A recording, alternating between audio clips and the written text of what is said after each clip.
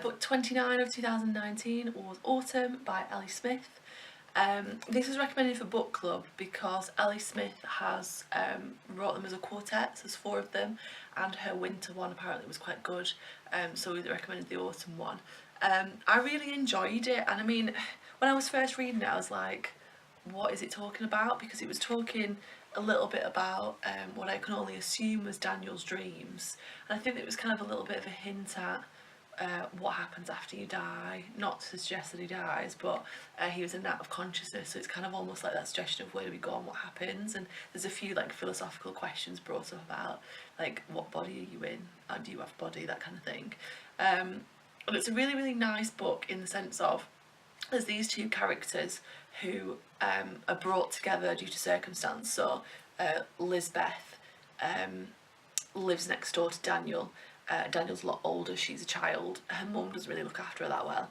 so she kind of palms her off onto Daniel to look after her. And it's almost kind of bringing up a few themes of how we get attached to other people and how they necessarily don't get attached in the same way. Because Lisbeth, she's a child and she obviously views everything as being like, you know, from her own perspective, and you know, idolises Daniel and thinks that he's amazing. But he just sees her as a child and only sees her in that way, and so to her he is everything that she would want in a human being, and she feels so loved and seen by him that she's looking for that out in the world but not getting it in the same way, because what she's not recognising is that he is a human being and he has flaws that she doesn't know about. She only sees him from a certain vantage point, and this becomes clear when they're in hospital and the nurses are talking about how Daniel's told them about his time in the war, and Lisbeth has no idea about that. She only knows kind of what the discussions have been with them together. It kind of made me think about how you never really fully know a person in their entirety. You only ever know the bit of them that they interact with you. Like, I feel like people bring out certain sides of you, they don't bring out all of you, and while some people bring out more of you than other people, they don't bring out everything. And so no one person can ever like properly know you and know everything about you, because you've got so many different sides to your personality and who you are as a person. And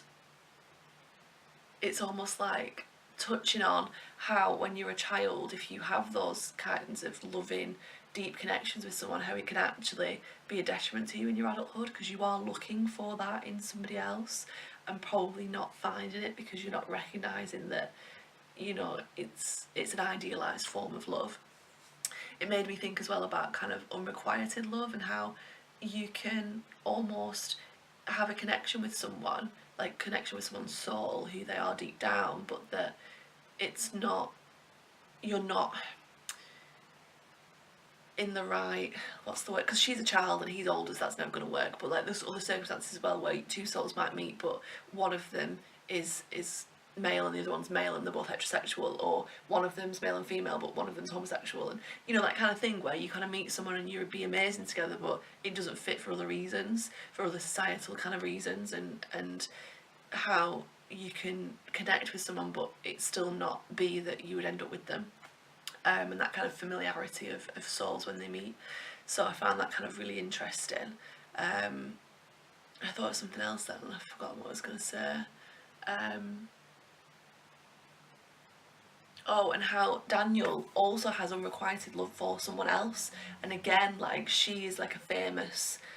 painter, but he remembers her from the personal things about her, and it's never really clear as to what happened with them, but he's still affected years later by that relationship, and it almost touched on how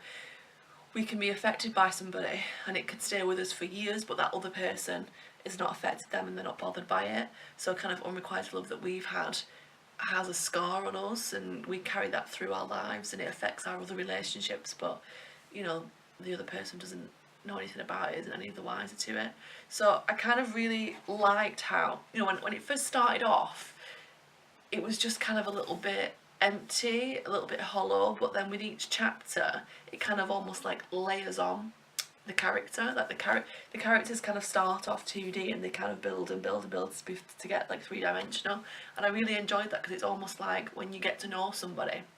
you spend more time with them, another layer gets added until you actually see the person in 3 dimensions. So I kind of like the way that Ellie Smith writes like that, because at first you have no connection to the characters and you don't really know them that well, and she's showing you snippets of them, but there's no beginning, middle and end. It's like she's just showing you snippets of where they're from, as would happen if you met somebody. You would see them for a little bit and then create what they are, and but still never fully recreate them completely. It almost made me think as well of characters in books, how if they are from a different perspective, that you're only seeing them from one vantage point and not the entirety.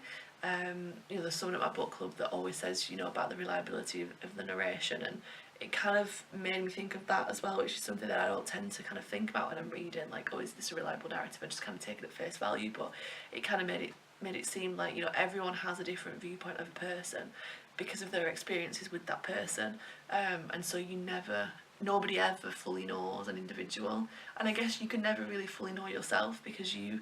find out more about yourself in the reflection of another person, and it's only when you meet someone who you've never met before, who is different to everybody you've ever met, that you realise kind of different parts of yourself.